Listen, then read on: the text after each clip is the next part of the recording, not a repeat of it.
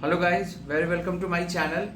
सो आज हम लोग डिस्कस करने जा रहे हैं बहुत ही इंपॉर्टेंट टॉपिक मैथ्स की डिविजिबिलिटी। और उससे मैं रिलेटेड आपको एक ट्रिक बताने वाला हूँ कि कोई भी नंबर को कैसे पता करेंगे इसके कितने डिवाइजर होंगे। ये क्वेश्चन आपको बीपीएससी के एग्जाम में आया हुआ है, अभी अभी जो टीचर का एग्जाम हुआ है। और ये तो बहुत कैट कोई भी मैनेजमेंट एग्जाम का बहुत फेमस टॉपिक है। कोई भी आप बैंक के एग्जाम दोगे तो उसमें ये क्वेश्चन आप देखोगे कि नंबर ऑफ डिवाइडर्स कितने होते हैं, कम टाइम में ये कैसे निकाला जाता है। ठीक है, तो मैं सबसे पहले आप लोगों को ये चीज बताता हूँ कि डिवाइजर का मतलब क्या होता है, फैक्टर्स का मतलब क्या होता है और मल्टीपल्स क्या होता है इस सेंस में। सबसे पहले फैक्टर ये क्या होता है। फैक्टर मैथ्स में फैक्टर वर्ड का मतलब क्या होता है। फॉर एग्जाम्पल मैं अगर यहाँ पर लिख रहा हूँ 12, तो 12 को कौन कौन से नंबर 12 को पूरी तरह से डिवाइड कर सकते हैं, है ना। फॉर एग्जाम्पल अगर मैं 12 लिखा हूँ तो 12 किससे डिवाइड हो सकता है पूरी तरह से।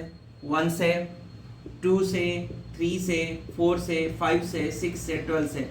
मतलब रिमाइंडर जीरो आना चाहिए। ऑफ कोर्स 1 के टेबल में 12 आता है तो रिमाइंडर तो जीरो ही आएगा। 2 6 या 12 तो रिमाइंडर जीरो आ जाएगा। 3 4 या 12 रिमाइंडर जीरो आएगा। 4 3। तो यहाँ पे आप देख रहे हो कि कितने डिवाइजर्स हैं इसके। 1 2 3 4 5 6 एंड 7। 1 2 3 4, सॉरी 5 डिवाइजर नहीं होता है, राइट। आप लोग बोल रहे 5 डिवाइजर थोड़ी ना होता है 12 का। 5 2 10, रिमाइंडर 2 आ जाएगा। ठीक है, सो टोटल कितने डिवाइजर्स यहाँ पर हमें दिख रहे हैं। 1 2 3 4 5 6। तब ये 6 डिवाइजर है। तो ये तो नंबर छोटा था तो हम लोग देख लेंगे कितना करके। कोई नंबर बड़ा आ जाएगा सो इन दैट केस हमने क्या करना होगा। तो इन दैट केस हमें कुछ नहीं करना है, इसी नंबर का प्राइम फैक्टराइजेशन करो। देखो यहाँ से भी आंसर अभी वही ला रहा हूँ मैं। यहाँ से हम लोग को दिख गया कितने फैक्टर्स है, 6। अब मैं उस फॉर्मूला से प्रूव कर रहा हूँ कि 6 होगा। ठीक है, 12 को प्राइम फैक्टराइजेशन कर लेंगे। 2 6 2 3 एंड 3 1।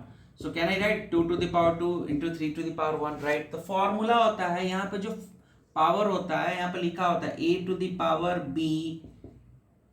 जैसे यहाँ पे लिखा हुआ है x to the power a, y to the power b, z to the power c। तो फॉर्मूला क्या हो जाता है, किसी भी नंबर का अगर प्राइम फैक्टर इस तरह से लिखा हुआ है तो उसका फॉर्मूला क्या हो जाता है, नंबर ऑफ डिवाइडर्स के लिए a plus 1, b plus 1, c plus 1।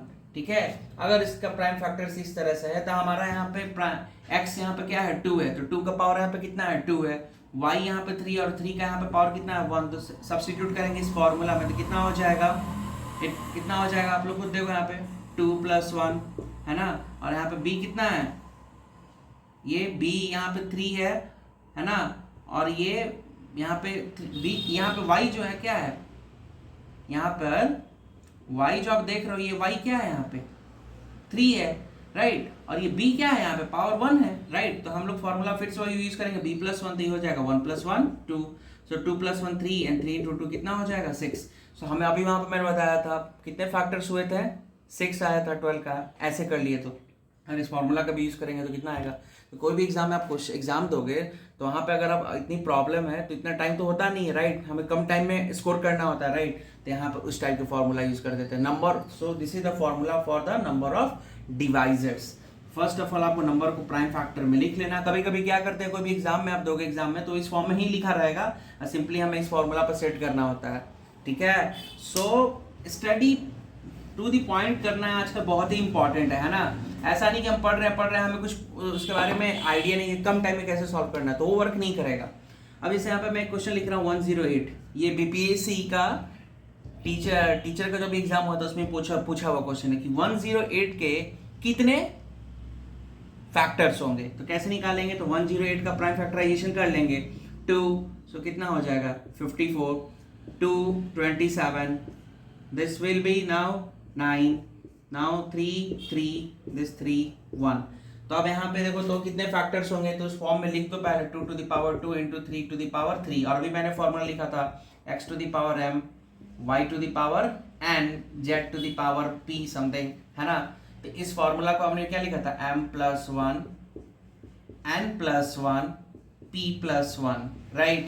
तो यहाँ पे हमारे लिए m, यहाँ पे m क्या है, x का जो पावर था हमारे लिए x यहाँ पे 2 है और उसका 2 का पावर यहाँ पे कितना है 2, तो यहाँ पे हो जाएगा 2 प्लस 1, क्योंकि यहाँ पे m 2 है तो 2 प्लस 1।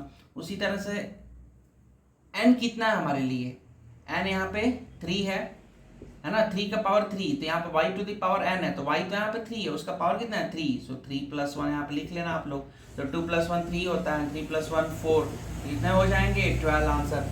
ऐसे करोगे तो ये टाइम आपका सेव करेगा, नहीं तो ऐसे तो आपको हर एक टेबल लिखना पड़ेगा, पता चला टाइम ही हो गया, ठीक है। So please this is the very important, number of factors निकालने का, हाउ टू फाइंड, किसी किसी कहीं लिखा रहेगा number of factors, divisors, both are same thing. So solve more and more question on this topic, है ना। In coming videos I will bring such tricks and topics and I will discuss with you. So till then, take care, bye bye.